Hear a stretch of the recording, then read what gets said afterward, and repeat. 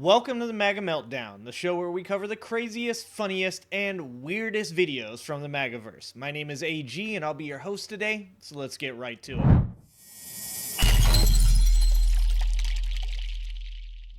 Every week there is a plethora of videos from the MAGAverse just waiting to be consumed. I mean, there is a legitimate smorgasbord of dipshittery, and of course this week is no different. You know, I mean, he's not running our country anyway. It's it's Obama, it's Soros, it's the deep state that's running our country. Where was that proven?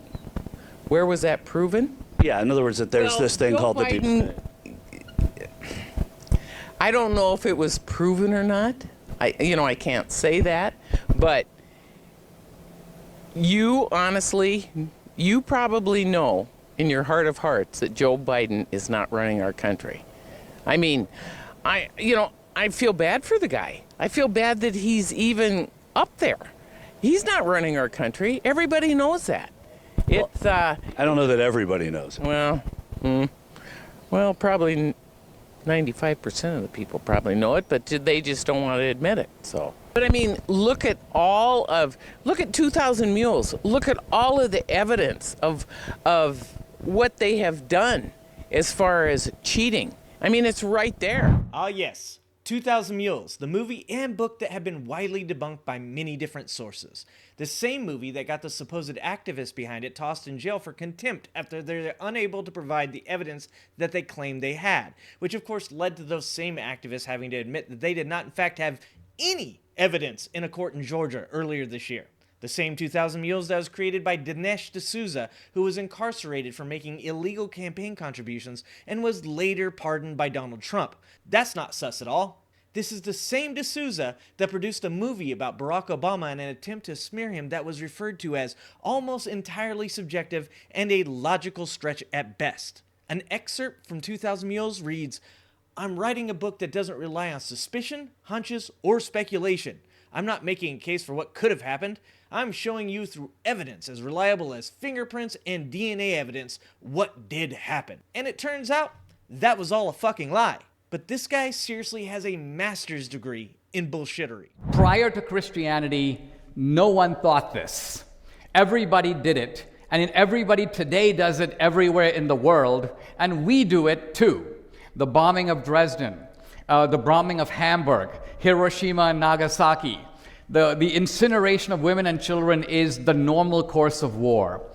I just watched a World War II documentary in which they interview an old bomber, a U.S. bomber pilot, and he goes, "I was given a bombing mission to hit a target. I asked the U.S. authorities, who's in the building? They said 20,000 women and children." And this guy kind of breaks down. You can watch this on Netflix. And he goes, I'm like, what the hell? You want me to kill 20,000 women and children? He goes, we're supposed to be the good guys. And he goes, but I couldn't repudiate the order. It was an order, so I did it.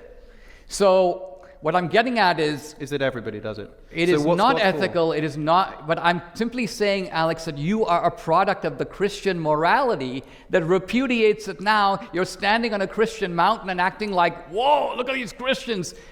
They taught you to talk like this. Dinesh, these people did not teach me to think like that. They did. These people were listening to their God who was telling them to slaughter innocent women and children.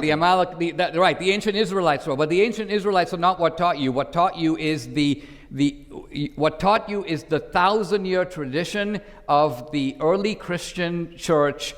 Which came a bit too late for the Amalekites. It came a bit too late for the Amalekites, to be sure. Were the Israelite armies not instructed by the God that you believe in?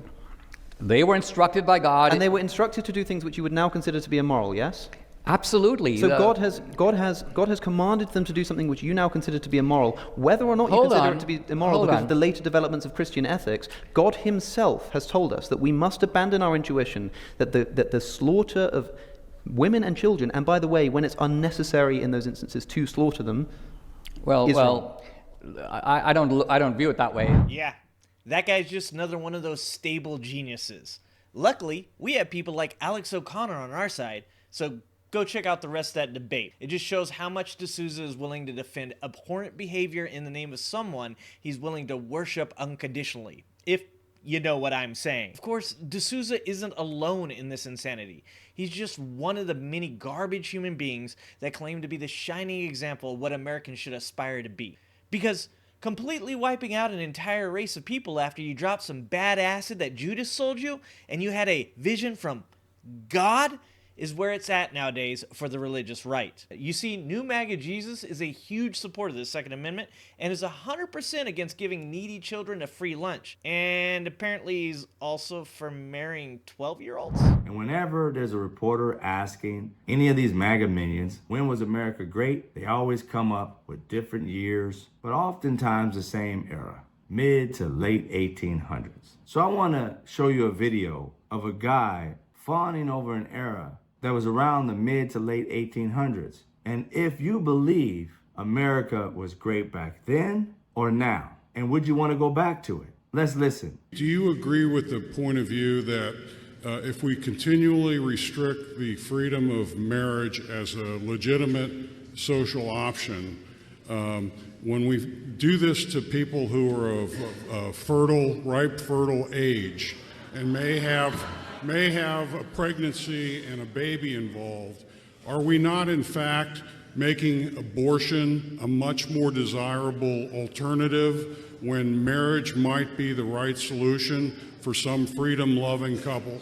After listening to that, I know many of you feel sick to your stomach. This man posed a question as if it was a legitimate question to ask. And he's asking if a girl gets pregnant by an older man or her rapist, maybe an option is to marry her off, not have an abortion. What the fuck is wrong with these people? If this is the type of God you're attempting to get me to follow, I think I'm going to have to pass. Let me get this right. God will send you divine commands to wipe out men, women, children, animals, and would rather see children that were assaulted having babies and being married to their abusers rather than them having an abortion. And I know this shouldn't surprise me, but how far back are these people willing to go?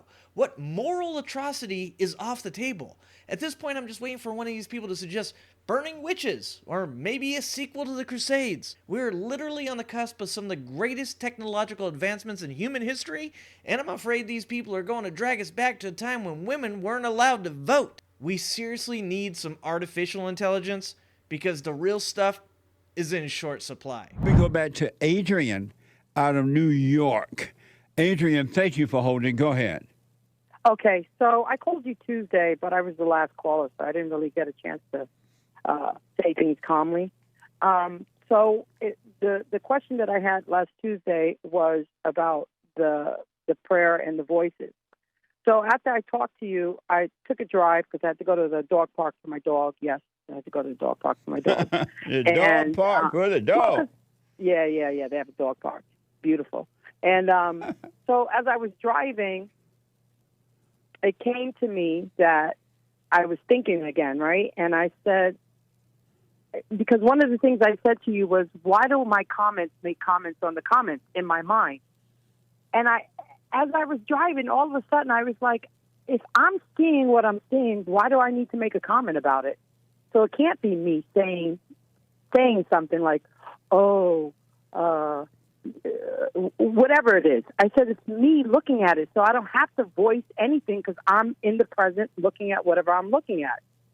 And so I felt like, maybe I got a little bit of something. But then you were just saying some stuff, you know how you do your commentary. And I'm like, well, and one of the other things I had said was I was trying to stop smoking. And so now the thought came in my head, am I still being an intellectual? And maybe that's why I haven't been able to stop smoking. I'm doing the prayer. I got it that Tuesday that if I'm looking at something, I don't need to comment on it. So that means in my mind, so that means it can't be me. But I don't know. Am I being intellectual? Because it just scared me when you said that. I'm like, I don't want to be an intellectual. I want to know. I don't think any of these people need to fear being confused with an intellectual. However, we may need to fear how much damage these people can do if we let Trump win in 2024. If you don't believe me, check out this video about the many cases of women that almost lost their lives to the dipshittery of the religious right. Thanks for watching, and remember, get educated and get out and vote.